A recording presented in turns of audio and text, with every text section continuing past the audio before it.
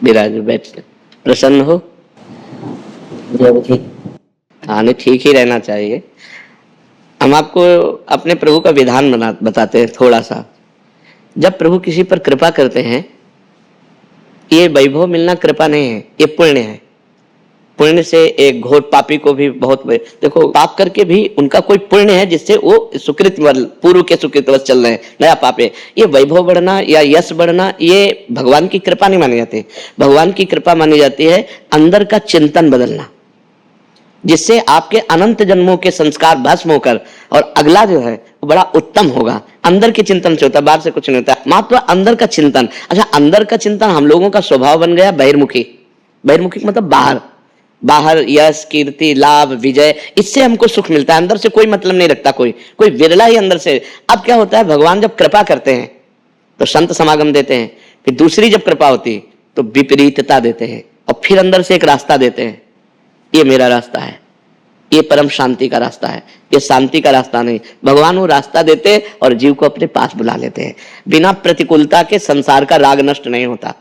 किसी को भी वैराग्य होता है तो संसार की प्रतिकूलता देखकर वैराग्य होता है। सब कुछ हमारे अनुकूल है तो हम आनंदित होकर उसका भोग करते हैं। जब हमारे ऊपर प्रतिकूलता आती है तब ठेस पहुंचती है कि इतना झूठा संसार, तो अंदर से भगवान रास्ता देते हैं, ये सही है। भगवान बिना प्रतिकूलता के इस संसार को छुड़ाने का कोई भी औषधि नहीं रखी। आज तक जितने बड़े महापुरुष हुए हैं, जिनका जीवन बदला है, उनको प्रतिकूलता का दर्शन करके बदला है।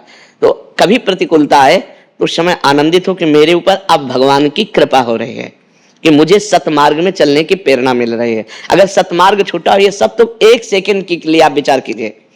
अब अपना सुधार कर लो, अपने जीवन को सत्य में ले आओ, तो अगला जो होगा वो बहुत जोर का होगा। चाहे जन्म हो तो श्रीवान कुलवान धनवान वैभव संपन्न ऐसे, और भक्ति की अनुकूलता, भक्ति की अनुकूलता। खास बात श्रीवान धनवान कुलवान नहीं, खास बात भक्ति की अनुकूलता। अगर इस जन्म में भगवत प्राप्ति नहीं हुई तो भगवान श्री कृष्ण ने गीता में कहा है कि मेरे भक्त का नाश नहीं होता, मैं कुलवान धनवान श्रीवानों के कुल में जन्म देता हूं और फिर पुनः भक्ति का माहौल देता हूं, और पूर्व का जो भजन छूटा हुआ हो वहीं से उसको। अब बिल्कुल ऐसे ही रहो जैसे रह रहे हो, बिल्कुल संसारिक बन करके रहो, लेकिन अंदर का चिंतन आपका बदल जाए। अंदर के चिंतन में आपकी यश की भावना न रह जाए, अंदर के चिंतन में आपको धन बढ़ाने की भावना न रह जाए। अंदर का चिंतन हो जाए, प्रभु बहुत जन्म व्यतीत हो गए, अब एक बार आपसे मिलना चाहते हैं, एक बार आपसे मिलना चाहते हैं प्रभु, मुझे आप चाहिए, अब संसार नहीं, तो बात बन जाएगी, तो बात बन जाएगी। तो इसलिए आनंद पूर्वक भगवान का नाम जप करो, बिल्कुल चिंता मत करो। बाबा, क्या नाम जप से हो जाएगा पूरा?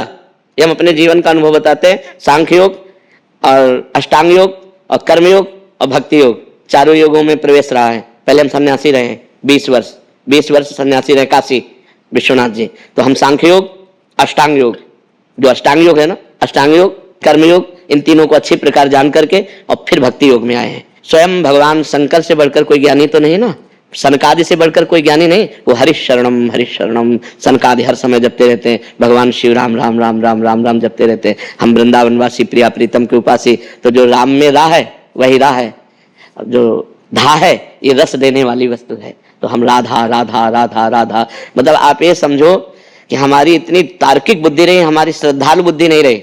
सन्यासी की जो बुद्धि होती है वो तर्क प्रधान होती है, कसौटी पर कसने पर। तो हम केवल भावुकता में राधा राधा का प्रचार नहीं कह रहे कि हमने सुना और ऐसे ग्रंथों में पढ़ा, ऐसे कह रहे, स्वयं स्वाद लेके कह रहे और विश्वास के साथ कह रहे कि यदि आप राधा राधा जपते हो तो इसी जन्म में भगवत प्राप्ति हो जाएगी, इसी जन्म में।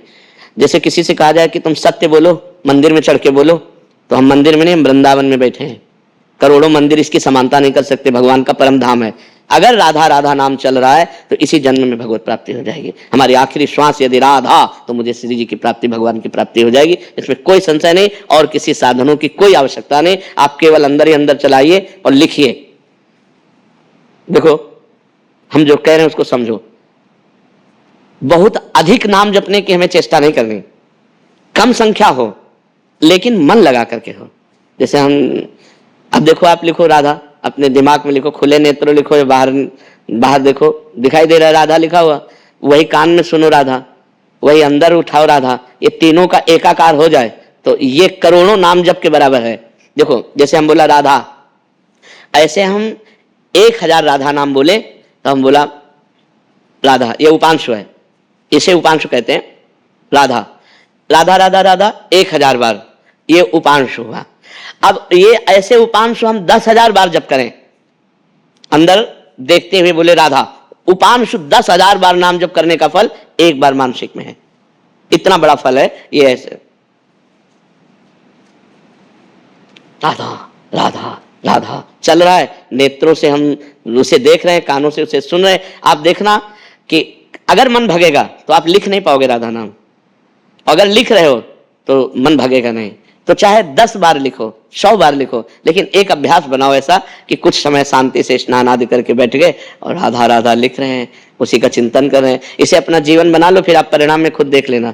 कोई घाटे का सौदा तो है नहीं। ठीक है, ये सखी को दे दे, ठाकुर शिव जी की है।